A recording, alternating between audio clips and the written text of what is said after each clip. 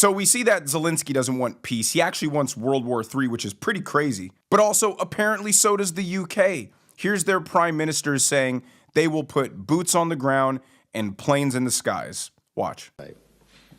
First, we will keep the military aid flowing and keep increasing the economic pressure on Russia to strengthen Ukraine now. Second, we agreed that any lasting peace must ensure Ukraine's sovereignty and security, and Ukraine must be at the table. Third, in the event of a peace deal, we will keep boosting Ukraine's own defensive capabilities to deter any future invasion. Fourth, we will go further to develop a coalition of the willing to defend a deal in Ukraine and to guarantee the peace. Not every nation will feel able to contribute, but that can't mean that we sit back.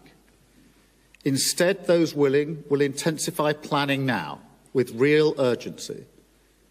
The UK is prepared to back this with boots on the ground and planes in the air.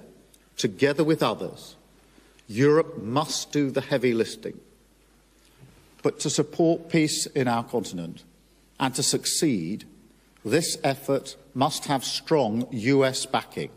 So he's not even trying to hide the fact that he wants a global conflict. He didn't even try to give it a layer of obscurity. He just flat out said, and we need the US to support this. Because if they put soldiers on the ground and planes in the sky, and those soldiers engage with Russian soldiers, England will just invoke Article 5 and then all the NATO countries have to jump in. And they know they can't do it without the United States, so they're basically saying, if you guys don't back this plan, then we'll just cause World War III. These European leaders are so hypocritical.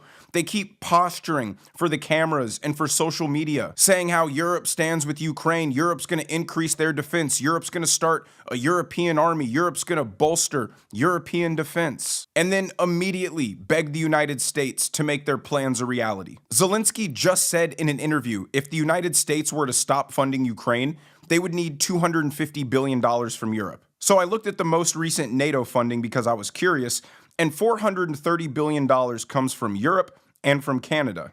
And these countries fail to consistently meet their NATO requirements. So Zelensky is demanding for essentially a 50% increase on what they're contributing to NATO to go directly to him.